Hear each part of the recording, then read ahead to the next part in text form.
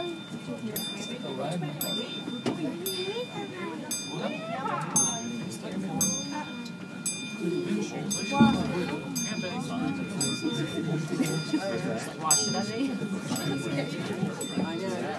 afternoon, ladies and gentlemen. How's everybody doing here today? Good. Awesome. Glad to hear that. My name is Ashley. I'll be your tram car conductor on the ride up. If you folks have any questions, please feel free to ask at any moment. If not, go ahead and enjoy the views. The ride up will take about 14 minutes. We'll be traveling at a speed of 20 feet per second, which is about 13.6 miles per hour. We just left at an elevation of 6,559 feet. We will be traveling vertically 4,000 feet to our final destination of 10,378 feet. The tramway was first constructed back in 1964. Took about 2 years to complete with over $2 million invested into the tram. Was finished and completed in 1966.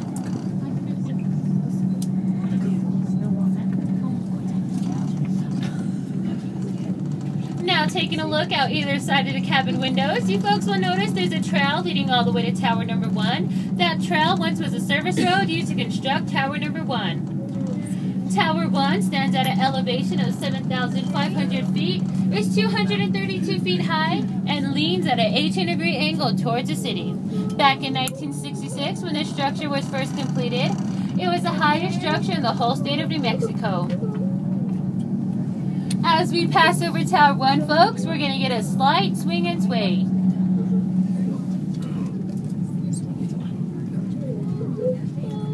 Tower 1, folks, slight swing and sway.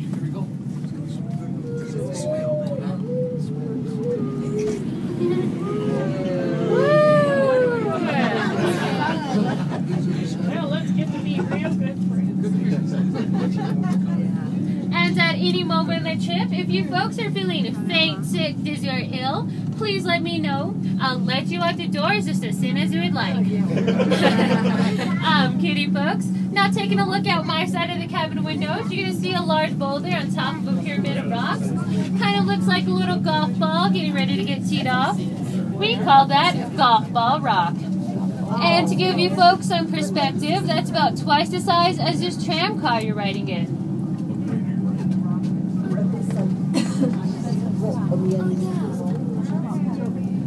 Taking a look outside the same windows, folks, on my side of the cabin, we will now be coming up to that big flat-shaped vertical rock.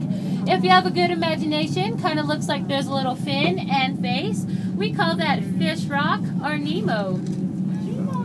Did you folks find Nemo? Now taking a look outside the windows facing towards the city, off to the right to this first canyon hill, we're going to get a rock at a 45-degree angle. Kind of looks like a little cannon shooting towards the Sandias. We call that one Cannon Rock. And that's about the same size as this tram car.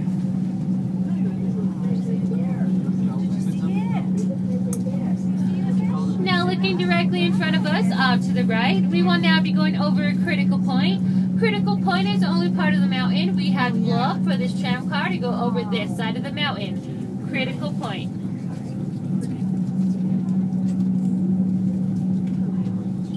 Now taking a look out my side of the cabin window, in that large ravine, you're going to see a stack of rocks, one on top of another. Kind of looks like a giant Tootsie Roll sticking from the canyon floor. We call that one Totem Pole Pinnacle, and that's about 7 stories high. And that was actually one large rock that was etched out over thousands and thousands of years. Now taking another look out my side of the cabin windows, you folks will notice there's a lot of dead trees leading all the way to Tower Number 2. Those dead trees were actually caused by bark beetle. About 7 years ago, we had a really bad drought. That's what killed most of the trees in this area. And about 3 months ago, we actually got to see a mother bear and her 3 baby cubs in this canyon. Earlier this morning, on our first run, we seen a couple of male deer right beneath Tower Number 2. And about a week ago, we actually got to see Sasquatch. I'm kidding, folks, but if you pay close attention to the windows right outside, maybe you'll get to see some wildlife. To spot a male deer, you'll see a tiny shadow the size of a dime that moves. Just like those rocks, that male deer is going to be tiny.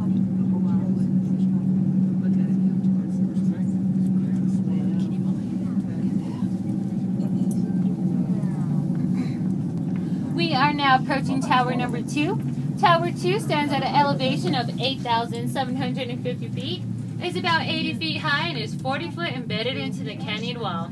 And it took about 2,000 helicopter flights to build Tower 2. As we pass over Tower 2, folks, we'll get that slight swing and sway again.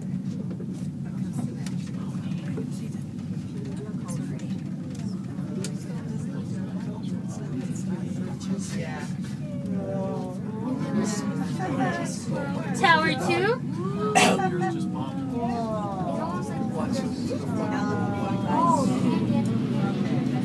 And a slight dip down.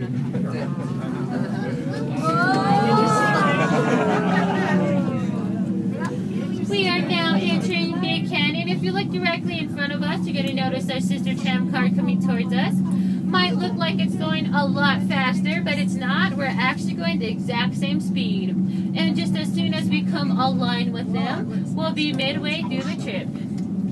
Tram car number 2.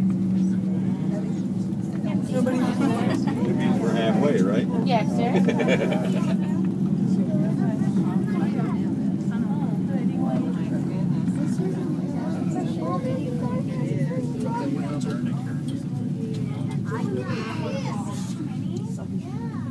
And you folks now notice we begin to slow down.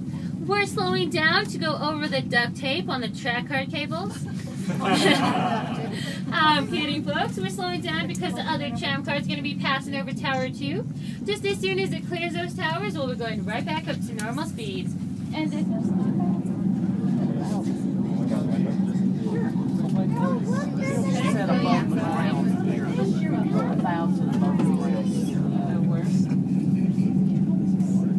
now taking a look out either side of the cabin windows. You folks will notice there's no roads leading to this side of the mountain. The road is actually located on the opposite side of the mountain, called the Sandia Crest Road. It's about an hour to an hour and a half drive.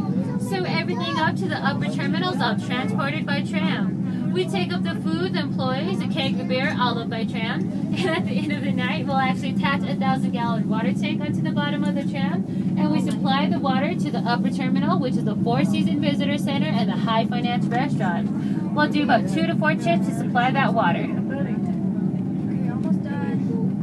We are now entering the Echo Canyon. Taking a look out my side of the cabin windows, there's actually a natural flowing spring that runs through the Echo Canyon. It is very difficult to see because some of the trees beneath us are about 50 to 100 feet high. Looking outside the same windows, folks, opposite of myself, to that big flat-shaped granite rock. During the summertime and the early months of fall, we'll get about a dozen to 2 dozen rock climbers that will actually perch themselves on this rock, climb all the way from the bottom to the top, and they'll get their picture taken about 100 to 200 times a day, just by passengers like yourself. So we actually nicknamed this rock Ego Boost. How do they get up there? They'll actually hike all the way up, or they can actually take the tram up and propel down the side of the Kiwanis Cabin.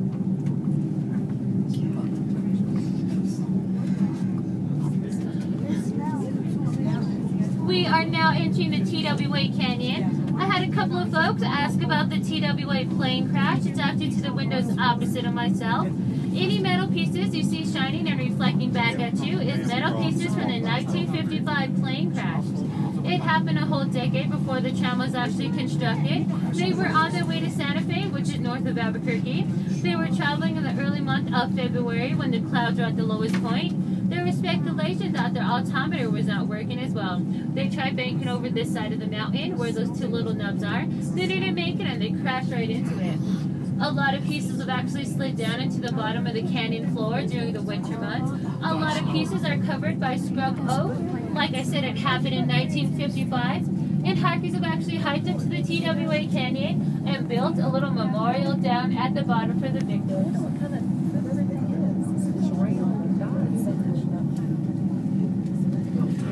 Taking a look outside the same windows, folks, opposite of myself, to the highest point on the mountain. Not the closest, but the highest. You're going to see a little stone house up there. Kind of looks like Fred Flintstone's house. Do you see, folks? It's right at the peak. You'll see that little window. That's actually the Kiwanis Cabin. It was built in 1936 by the Civil Conservation Corps for the workers. So so they do not have to travel down the mountain each night. You actually can hike over to the Kiwanis Cabin. It's about a 1.5-mile hike. And from that cabin, you can get a 360-degree view of the whole mountain. It's a really great hike.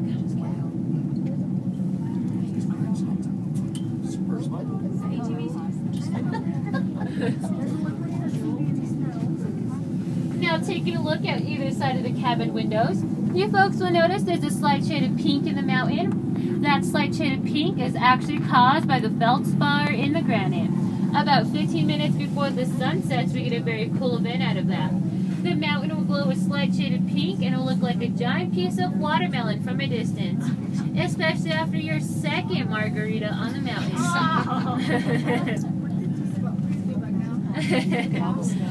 And that's what you folks are actually riding today. You're going on the watermelon tram up to the watermelon mountain because Sandia means watermelon in Spanish.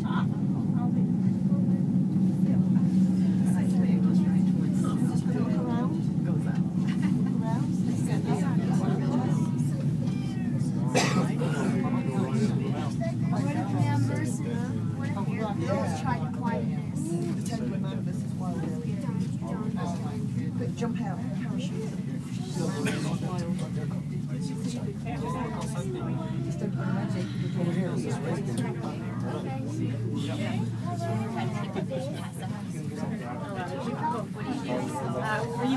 We have oxygen on the temp car, and if they're still unconscious, we lift their legs up so they get more circulation.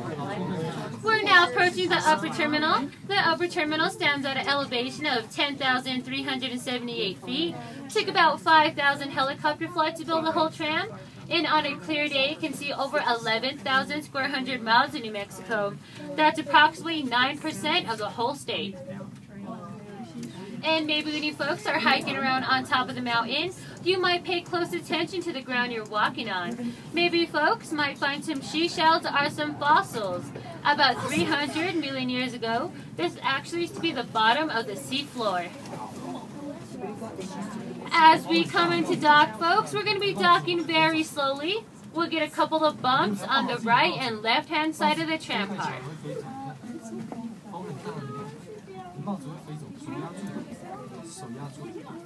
We'll get that first bump here, folks.